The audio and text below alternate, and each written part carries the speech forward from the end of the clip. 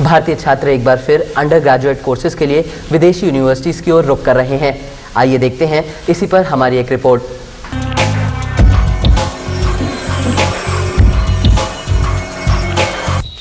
भारतीय छात्रों में एक बार फिर विदेशी शैक्षणिक संस्थानों के प्रति लगाव बढ़ने लगा है।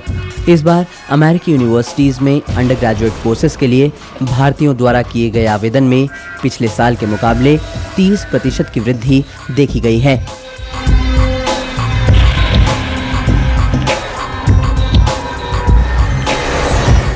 अमेरिकी यूनिवर्सिटीज़ की ही नहीं बल्कि यूनाइटेड किंगडम, ऑस्ट्रेलिया और न्यूजीलैंड की यूनिवर्सिटीज़ के अंडर ग्रेजुएट कोर्सेज भी भारतीय छात्रों को अपनी ओर खींच रहे हैं।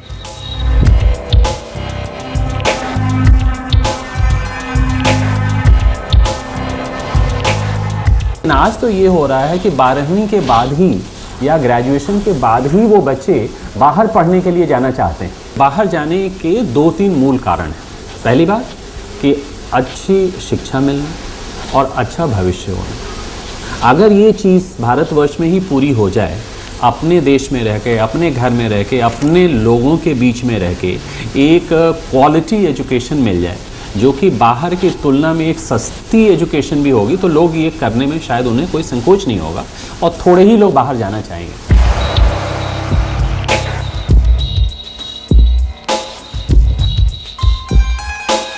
ये ट्रेंड भारतीय महानगरों के स्कूली छात्रों में ही नहीं देखने को मिल रहा, बल्कि छोटे छोटे शहरों के स्कूली छात्र भी अंडर ग्रेजुएट कोर्सेज के लिए विदेश जा रहे हैं। इसका सबसे बड़ा कारण देखा जा रहा है भारत के उच्च शिक्षा के क्षेत्र में अच्छे संस्थानों की कमी। इस कमी के कारण छात्रों को बहुत अधिक मार्क्स लाने और कड़ी मेहनत करने के बाद भी भारत के अच्छे शैक्षणिक संस्थानों में प्रवेश नहीं मिल रहा है।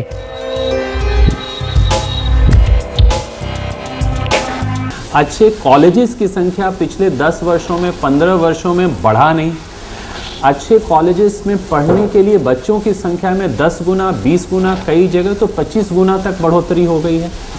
ज़्यादा से ज़्यादा बच्चे हमारे हायर एजुकेशन इंस्टीट्यूशंस में आ रहे हैं, तो कंपटीशन भी बढ़ता जा रहा है। आपने सुना होगा कि पिछले कई वर्षों से इकोनॉमिक्स ऑनर्स में, साइकोलॉजी ऑनर्स में 95% भी अंक ला के 12वीं में बच्चों का एडमिशन नहीं हो रहा है। तो वो बच्चे क्या करेंगे? बाहर के जो विश्वविद्यालय हैं वहाँ पे अमेरिका और इंग्लैंड को छोड़कर Canada, Australia, Singapore, New Zealand, Malaysia, ऐसे भी कई जगह हैं जहाँ पे शिक्षा भारतवर्ष के प्राइवेट हायर एजुकेशन इंस्टीट्यूशन की तुलना में वो सस्ते माने जा रहे हैं। क्योंकि हमारे यहाँ हायर एजुकेशन के प्राइवेटाइजेशन को हम जितना प्रमोट कर रहे हैं उसकी वजह से वो उतना ही महंगा भी होता जा रहा है। तो एक दफ़े आदमी ये सोचता है कि अगर हमें इतना ही पैसा दे के एजुकेशन लेना है तो भारतवर्ष में जो कि क्वालिटी एजुकेशन गारंटीड नहीं है और बाहर टेस्टेड है, ट्राइड है, गारंटीड है, तो हम बाहर ही जा कर के होना शिक्षा लें।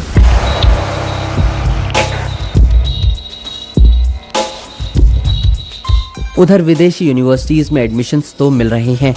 इसके अलावा फाइनेंशियल सपोर्ट के लिए विदेशी यूनिवर्सिटीज़ ने कई योजनाएं बना रखी हैं। अमेरिका की एक यूनिवर्सिटी ने स्कॉलरशिप को खत्म कर उसकी जगह पर ज़रूरत के अनुसार आर्थिक सहायता देने की योजना बनाई है।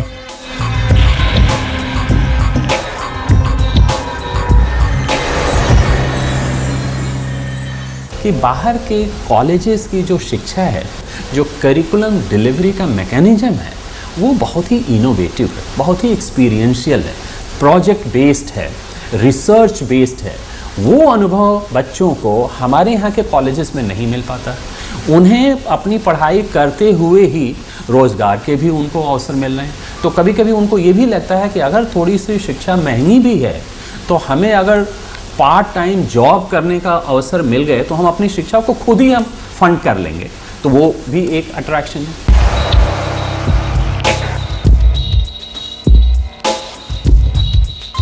यही नहीं, विदेशी यूनिवर्सिटीज़ अपने पाठ्यक्रम को अपडेट रखते हैं, जबकि भारतीय अंडर ग्रेजुएट कोर्सेज के पाठ्यक्रमों में व्यापक बदलाव की ज़रूरत है। इतना ही नहीं, प्राइवेट शैक्षणिक संस्थानों की क्वालिटी में भी सुधार लाने की जरूरत है। भारतीय छात्रों का विदेशी संस्थानों की तरफ ये पलायन चीख चीख कर ये बात कह रहा है।